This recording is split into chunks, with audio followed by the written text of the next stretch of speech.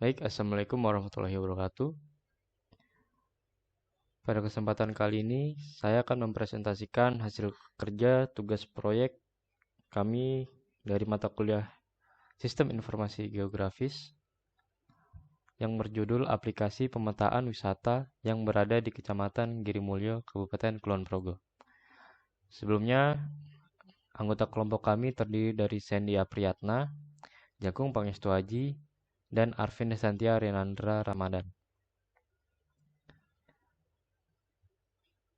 Yang pertama ada deskripsi aplikasi.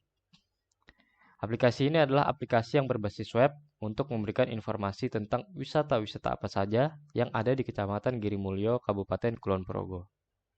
Aplikasi ini akan membantu pengguna untuk mengetahui lokasi, deskripsi, fasilitas, dan informasi penting lainnya tentang setiap destinasi wisata yang berada di kawasan tersebut. Tujuan utama aplikasi ini adalah untuk meningkatkan promosi dan pengembangan potensi pariwisata Kecamatan Girimulyo serta memberikan pengalaman lebih baik bagi para wisatawan. Yang kedua ada langkah pembuatan. Langkah pembuatan di sini yang pertama ada analisis kebutuhan. Salah satu kota di Provinsi Daerah Istimewa Yogyakarta juga memiliki beberapa tempat wisata di daerahnya, yaitu salah satunya di Kulon Progo, yang memiliki banyak tempat tujuan wisata mulai dari wisata alam, wisata bahari, sejarah, kuliner, maupun lainnya yang cukup menarik wisatawan. Namun sayangnya tidak diimbangi dengan pemberian informasi yang cukup untuk wisatawan mengenai tempat tujuan wisata sehingga dapat dibuatkan sebuah peta lokasi yang berisi tempat wisata yang ada di Kulon Progo. Selanjutnya ada pengumpulan data. Mengidentifikasi dan mengumpulkan data mengenai objek-objek wisata yang ada di Kecamatan Girimulyo, termasuk informasi seperti nama, lokasi, deskripsi, fasilitas, dan gambar-gambar yang relevan. Kebetulan, salah satu anggota kelompok kami ada yang berasal dari daerah tempat yang dijadikan objek aplikasi ini, sehingga mempermudah dalam pengumpulan data. Langkah pembuatan selanjutnya akan dijelaskan oleh teman saya, Sandy Apriyatna. Silahkan. Terima kasih. Baik, selanjutnya merupakan tahapan atau proses pembuatan. Jadi pada proses pembuatan ini, maka awalnya yaitu requirement analysis. Jadi kita sebagai pengguna mencari informasi tentang kebutuhan pengguna, lalu mengumpulkan data, sehingga nanti data yang didapatkan akan ditampilkan pada website yang dibuat. Untuk data yang ditampilkan itu seperti nama, terus alamat objek wisata, terus kontak, dan ada harga tiket. Lalu yang paling penting juga mencari data informasi terkait latitude dan longitude dari sebuah objek wisata karena hal itu merupakan hal yang sangat penting untuk menentukan sebuah titik pada peta. Lalu selanjutnya adalah tahapan desain. Jadi desain ini dibuat di Figma. Lalu ini merupakan tampilan awal. Jadi desain sendiri berfungsi untuk memberikan gambaran sehingga nantinya kita bisa tahu gambaran atau website kedepannya itu akan dibuat seperti apa. Begitu. Lalu ini rancangan awalnya, namun pada implementasinya mengalami perubahan. Nah, perubahannya menjadi seperti ini agar tampilannya menjadi lebih sederhana dan mudah digunakan. Lalu selanjutnya ada tahapan implementasi atau development. Jadi development sendiri merupakan tahapan merubah dari tahapan desain menjadi ke bahasa komputer atau bahasa pemrograman. Untuk bahasa pemrograman yang digunakan yaitu PHP dan menggunakan framework Laravel yang terbaru. Lalu untuk map API-nya sendiri, kita menggunakan Leaflet karena dia bersifat open source dan mudah digunakan. Karena kode programnya yang sedikit, itu membuat Leaflet sendiri lebih mudah dimengerti dan diimplementasikan ke dalam sebuah website. Lalu kenapa kita tidak menggunakan Google Map API, karena untuk sekarang Google Map API itu sudah berbayar dan untuk kode programnya dia lebih banyak dan lebih sulit untuk digunakan. Jadi kita menggunakan Leaflet. Lalu ini adalah tampilan jika kita sebagai pengguna atau user biasa. Ya, di sini untuk tampilan awal ada nama dari websitenya yaitu ada View Kulon Progo, terus ada sistem informasi geografis, objek wisata Kulon Progo.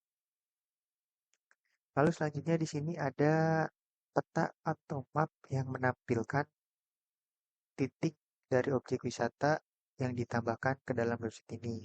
Untuk saat ini baru menambahkan 7. Lalu sebagai user kita bisa melihat informasi singkat, ini ada nama objek wisata dan alamatnya. Lalu jika ingin mengetahui lebih detail, bisa diklik detail. Nah, di sini ada navigasi lagi berupa peta, dia lebih apa ya, lebih detail karena hanya menampilkan satu titik saja. Lalu ada informasi, dia ada gambar, terus ada namanya, terus ada alamat, deskripsi, kontak, dan harga tiket. Lalu pada navigation bar juga ini ada data wisata, ini merupakan seluruh data wisata yang ada di website ini baru ada 7, dan ketika diklik detail, balik lagi ke halaman yang tadi, sama saja. Lalu jika kita login sebagai admin,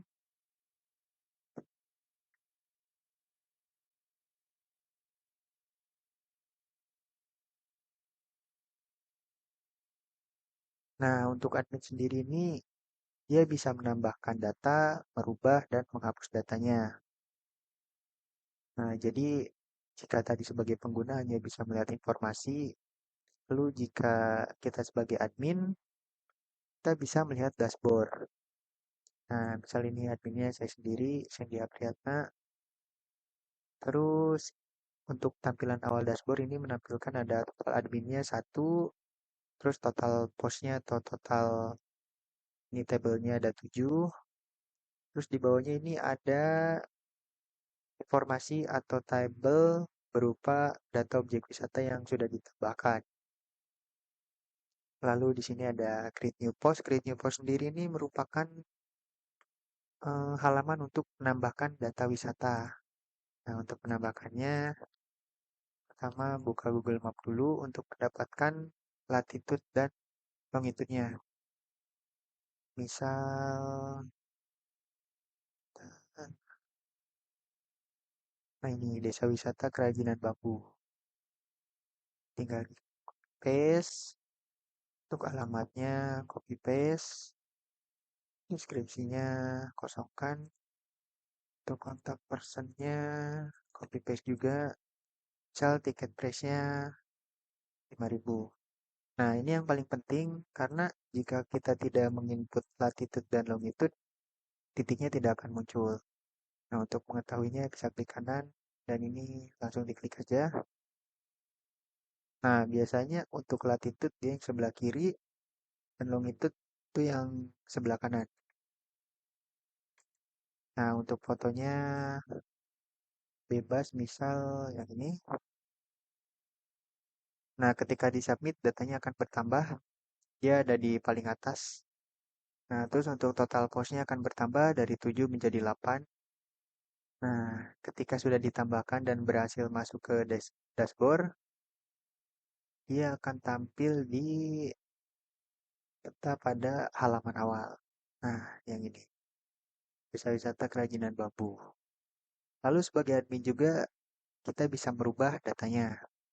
Misal harga tiketnya salah, kita bisa merubahnya. Nah, ketika di-submit dia akan berubah. Lalu ketika dihapus, nah dia akan terhapus dan dia akan terupdate secara otomatis. Dan tampilan yang ada di halaman awal, dia akan hilang titiknya. Nah, hilang. Seperti itu. Jadi dari sisi admin, dia bisa mengelola keseluruhan dari websitenya. Lalu ini bisa logout. Lalu, misal kita sebagai user ingin iseng masuk ke dashboardnya, tapi belum login itu tidak bisa. Nah, dia akan diarahkan untuk login terlebih dahulu. Itu. Terus selanjutnya kendala yang dihadapi. Untuk kendala yang dihadapi, eh, kita terkendala di Map API. Karena itu sesuatu yang baru, jadi ketika menambahkan Map API ke sebuah bahasa pemrograman Laravel itu agak sulit. Untuk kesulitan awal itu menampilkan banyak titik pada satu map. Nah, ini eh, awalnya sulit karena bahasa pemrogramannya agak bingung, tapi ketika menggunakan GeoJSON dia bisa. Jadi tahapannya me- menginput data ke dalam database, lalu dikumpulkan dalam sebuah data yaitu GeoJSON. Nah, ketika sudah ditampung dalam GeoJSON, kita menampilkannya menggunakan JavaScript sehingga bisa menampilkan banyak titik dalam satu peta. Lalu kendala selanjutnya yaitu menampilkan informasi singkat. Nah, untuk awalnya itu dia tidak sesuai titik, jadi semua titik ini informasinya sama. Jadi misal Pantai Glaga Indah. Nah, ini semua titiknya itu Pantai Glaga Indah, seperti itu. Meskipun latitude dan longitude-nya berbeda, tapi informasi yang ditampilkannya itu sama semua. Nah, itu. Tapi setelah mengalami beberapa perubahan, ini bisa ditampilkan sesuai dengan data yang diinputkan. Mungkin untuk kesulitan seperti itu, kurang lebihnya mohon maaf. Sekian dari saya. Assalamualaikum warahmatullahi wabarakatuh.